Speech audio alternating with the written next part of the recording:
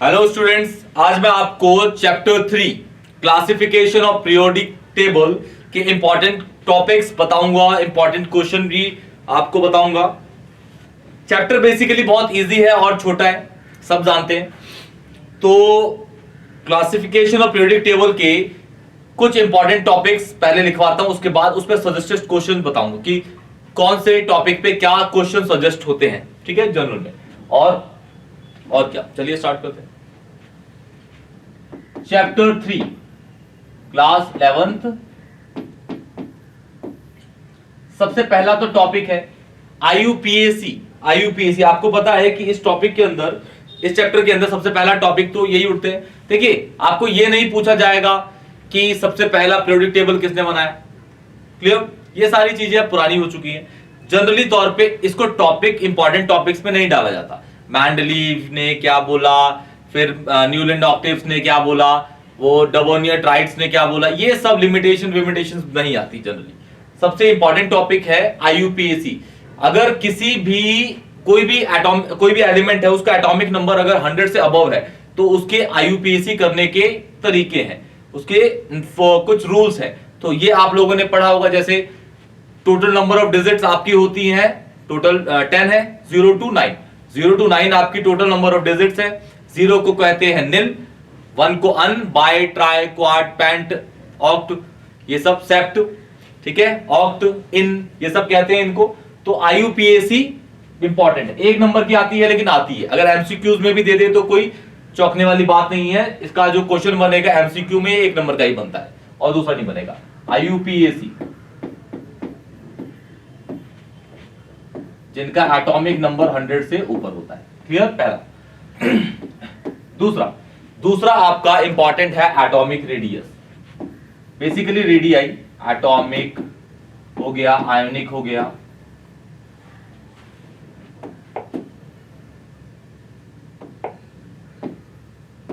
आयनिक, covalent, metallic radii, इन सब की definition पूछता है रेडियाई, इन सब की बेसिकली डेफिनेशन। क्लियर? फिर क्वेश्चन इसमें उठता है, साथ साथ ही क्वेश्चन करते हैं कि जो एनायन का हमेशा साइज कैटायन से बड़ा होता है सेम एलिमेंट के रेस्पेक्ट में। जैसे हम बोल दें कि सपोज मेरे पास Cl नेगेटिव है, इसका साइज हमेशा बड़ा होगा किससे? Cl पॉजिटिव से। Cl पॉजिटिव भी एग्जिस्ट करता है, Cl नेगेटिव भी करता है, लेकिन Cl नेगेटिव ज्यादा होगा क्योंकि Cl नेगेटिव में number of electron number of proton के कंपैरिजन में ज्यादा होंगे। ज्यादा नंबर ऑफ इलेक्ट्रॉन होंगे नंबर ऑफ प्रोटॉन के कंपैरिजन में, तो ऑब्वियस है इंटर इलेक्ट्रॉनिक रिपल्शन, मतलब इलेक्ट्रॉन के बीच में रिपल्शन जो होगा वो ज्यादा होगा, तो साइज एटम का एक्सपेंड हो जाता है। यहां पे देखेंगे तो Cl positive pay number of electron 16 है और नंबर ऑफ प्रोटॉन होंगे 17, तो नंबर ऑफ प्रोटॉन ज्यादा है, तो इसमें इलेक्ट्रॉन प्रोटॉन के बीच में अट्रैक्शन ज्यादा होगा, तो सेंटर का चार्ज मतलब प्रोटॉन ज्यादा है इसमें, तो उसको श्रिंक कर देगा, छोटा कर देगा। ऐसे क्वेश्चंस उठते हैं। क्लियर? ओके। थर्ड आता है आपका आयोनाइजेशन एनर्जी या एंथैल्पी। आयोनाइजेशन एनर्जी या एंथैल्पी सबसे इसका मोस्ट हिटलिस्टेड क्वेश्चन कि नाइट्रोजन की फर्स्ट आयनाइजेशन एनर्जी ऑक्सीजन से ज्यादा क्यों होती है? क्योंकि नाइट्रोजन की कॉन्फ़िगरेशन है 1s2 2s2 2p3 और ये हाफ फिल्ड 2p ऑर्बिटल है, इसीलिए इसे इलेक्ट्रॉन निकालने में जो एनर्जी हम बाहर से देते हैं, जो आयनाइजेशन एनर्जी होती है, वो ऑब्वियसली ज्यादा लगेगी। इसीलिए first ionisation energy of nitrogen greater होती है किसके कंपैरिजन में? आपका ऑक्सीजन। ऑक्सीजन की कॉन्फ़िगरेशन होती है 1s2 2s2 2p4।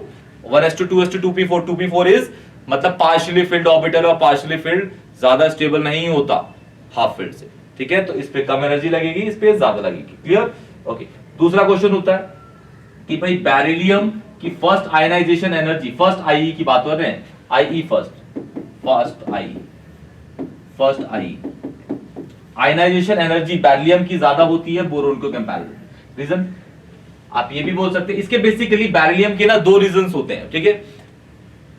बहुत कम लोग इसको पहला रीजन बताते हैं। पहला रीजन वैसे कायदे से ये होता है कि इसमें जो इलेक्ट्रॉन निकलता है वो 2s ऑर्बिटल से होता है, और 2s इसका जो वैलेंस इलेक्ट्रॉन है वो 2s है। इसका जो है वो 2p में है, और 2s का इलेक्ट्रॉन न्यूक्लियस के ज्यादा पास होता है, मोर पेनिट्रेटेड टुवर्ड्स द न्यूक्लियस, इसलिए इसके इलेक्ट्रॉन निकालने में बहुत मुश्किल होती है, इसके इलेक्ट्रॉन जल्दी निकल जाते हैं, तो इसकी आयनाइजेशन एंथैल्पी ज्यादा होती है। क्लियर? दूसरा इसका इसी का सेकेंडरी रीजन, जनरली टीचर्स पढ़ाते हैं, कहते हैं कि भाई 2s जो ऑर्बिटल है वो फुली फिल्ड है। 2s ऑर्बिटल, एक ही ऑर्बिटल है उसके पास, वो फुली फिल्ड कैसे होगा? फुली फिल्ड, एक ही पहला इलेक्ट्रॉन डालेंगे तो दूसरा भी ऑब्वियस है उसी में डालेंगे, तो full filled space secondary reason होता है। मेन प्राइमरी रीजन होता है इसका पेनिट्रेशन इफेक्ट का, पेनिट्रेशन इफेक्ट, इसका इसमें पेनिट्रेशन इफेक्ट लगता है। क्लियर? अच्छा, इसके बाद है आपकी फोर्थ आता है आपका इलेक्ट्रॉन गेन एंथैल्पी।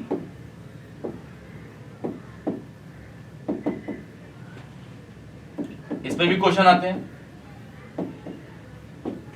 कि आप खुद बताइएगा, ठीक है, इंपॉर्टेंट क्वेश्चन बता रहा हूं कि भाई फ्लोरीन और ऑक्सीजन में किसकी इलेक्ट्रॉन गेन एंथैल्पी ज्यादा है एंड क्यों, इन दोनों में पूछ लेता है, या फिर पूछेगा Cl या फिर Br के अंदर F या Cl के अंदर किसकी इलेक्ट्रॉन गेन एंथैल्पी ज्यादा होती है और क्यों होती है, ये पूछता है।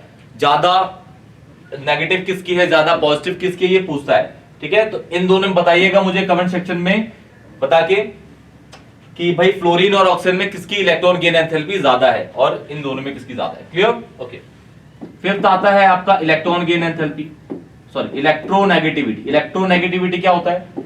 Tendency to attract the shared paired of electron, tendency to attract the shared paired of electron towards itself, tendency to attract, या फिर आपको इसके बहुत अच्छी स्टेटमेंट बना के लिखनी है तो इट स्टेट्स दैट लगा दीजिए स्टार्टिंग में, या फिर इट इज डिफाइंड एज, या फिर it states that tendency to attract the share paired of electron towards itself. आपको याद रखना है कि पूरे मॉडर्न पीरियोडिक टेबल के अंदर सबसे ज्यादा इलेक्ट्रोनेगेटिव एलिमेंट होता है आपका फ्लोरीन, ठीक है, उससे कम होता है कौन? ऑक्सीजन, उससे कम होता है नाइट्रोजन, उससे कम होता है क्लोरीन, फिर ब्रोमीन, फिर iodine.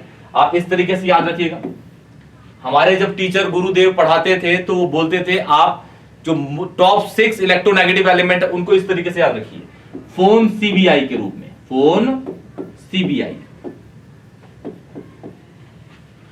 Phone, fluorine, oxygen, nitrogen. Phone सबसे ज्यादा ये होता है, फिर ये, ठीक है, फोन, ये सी मतलब ये क्लोरीन है और बी मतलब ये ब्रोमीन है और ये आयोडीन है। Clear? Phone CBI, fluorine, oxygen, nitrogen, chlorine, bromine and iodine, ये सबसे ज्यादा स्टार्टिंग के मोस्ट इलेक्ट्रोनेगेटिव एलिमेंट्स है, मोस्ट इलेक्ट्रोनेगेटिव एलिमेंट्स है। क्लियर? ओके। ऐसे पूछा जाए कि भाई मॉडर्न पीरियोडिक टेबल में सबसे ज्यादा इलेक्ट्रोनेगेटिव ग्रुप कौन है, तो वो होता है 17th ग्रुप, नाम है उसका हैलोजन। और ऐसे क्वेश्चन पूछा जाए कि भाई सबसे मतलब जो नोबल गैस होते हैं, इनर्ट गैस होते हैं, उनकी इलेक्ट्रोनेगेटिविटी क्या होती है, तो उनकी इलेक्ट्रोनेगेटिविटी होती नहीं, क्योंकि वो ना इलेक्ट्रॉन लेते हैं ना देते हैं। आप अगर गूगल भी करेंगे तो देख लीजिएगा कि किसी भी इनकी नोबल गैसेस की इलेक्ट्रॉन गेन एंथैल्पी नहीं है, स्टार्टिंग के 3 की। वैसे देखिए आपका कायदे से हीलियम जो है वो सबसे पहला नोबल गैस है, वो रिएक्ट नहीं करता कभी भी। उसके बाद आपका नियोन भी है, नियोन भी रिएक्ट नहीं करता, आर्गन भी रिएक्ट नहीं करता। लेकिन उसके बाद जो फोर्थ है वो क्रिप्टन रिएक्ट करता है। क्रिप्टन के नेचर के अंदर 2 कंपाउंड एग्जिस्ट करते हैं, KrF2 एंड KrF4 एग्जिस्ट करते हैं। और जेनन के तो दुनिया भर में बहुत सारे कंपाउंड है, लेकिन जेनन एक नोबल गैस है, फिर भी वो कंपाउंड बनाता है। और जिस साइंटिस्ट ने इसकी सबसे पहले कंपाउंड बनाया उसका नाम था नील बर्टलेट। क्या नाम था? नील बर्टलेट। और जेनन जो है वो ऐसे ही एलिमेंट के साथ इलेक्ट्रॉन कंपाउंड बनाता है जो पूरे टॉप 2 इलेक्ट्रोनेगेटिव एलिमेंट है। मतलब जेनन ऑक्सीजन के साथ बनाएगा या फिर जेनन फ्लोरीन के साथ, जैसा कि आप देख रहे हैं यही 2 एलिमेंट है जिनके साथ वो कंपाउंड फॉर्म करता है। क्लियर? ओके।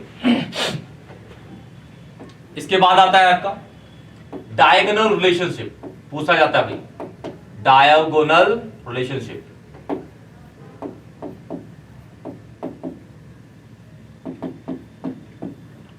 फिर आपसे पूछा जाता है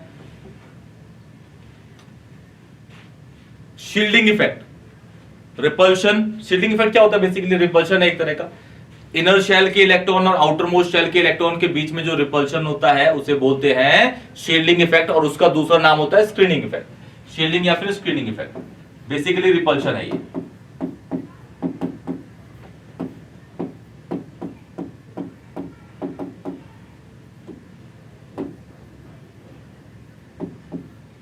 शील्डिंग या screening effect. Clear? Basically repulsion है inner shell, inner and outer shell के इलेक्ट्रॉन के बीच। आउटर आपको पता है बैलेंस होता है, इनर आउटर शेल के इलेक्ट्रॉन के बीच में, शेल इलेक्ट्रॉन्स के बीच में जो रिपल्शन होता है। फिर आता है बेटा जी आपका nuclear charge, charge of a nucleus, nuclear charge. फिर आता है आपका effective nuclear charge, effective nuclear charge, effective nuclear charge. इसकी डेफिनेशन, इसकी डेफिनेशन, इसकी डेफिनेशन, डेफिनेशन, और लास्ट है आपका जो हमारे पेनिट्रेशन इफेक्ट लिखवाया था उसकी डेफिनेशन, पेनिट्रेशन इफेक्ट। ये आपके इंपॉर्टेंट टॉपिक्स है, ये इंपॉर्टेंट टॉपिक्स हैं, इंपॉर्टेंट कुछ क्वेश्चंस हैं जो जनरली पूछे जाते हैं। अच्छा, इसमें एक टॉपिक रह गया, उसका नाम है आइसोइलेक्ट्रॉनिक स्पीसीज। आइसोइलेक्ट्रॉनिक स्पीसीज पूछ जाता है।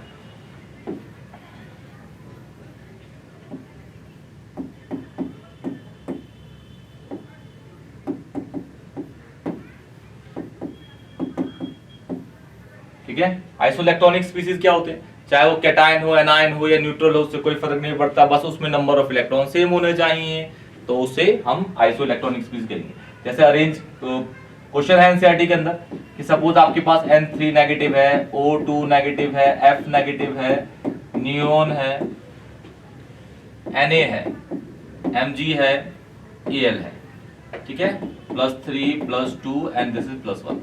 इसमें ये एनायन हो गए, ये न्यूट्रल हो गया और ये कैटायन हो गए, ठीक है। इन सब में नंबर ऑफ इलेक्ट्रॉन अगर आप चेक करोगे तो 10 इलेक्ट्रॉन्स है, मतलब ये सारे एक दूसरे के लिए क्या है? आइसोइलेक्ट्रॉनिक स्पीसीज है, आइसोइलेक्ट्रॉनिक स्पीसीज। आइसोबार, आइसोटोप तो पढ़ाने की कोई जरूरत है नहीं, सबको पता होता है। क्लियर?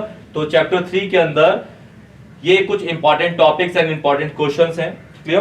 देख लीजिए इसको। क्लियर? अगर वीडियो में, अगर क्वेश्चन में आपको ऐसा कोई भी क्वेश्चन है कि अगर आपको डाउट है तो कमेंट सेक्शन में बता के आप पूछ सकते हैं। वीडियो को लाइक करिए, चैनल को जरूर सब्सक्राइब करिए। तब तक के लिए बेटा जी टेक केयर।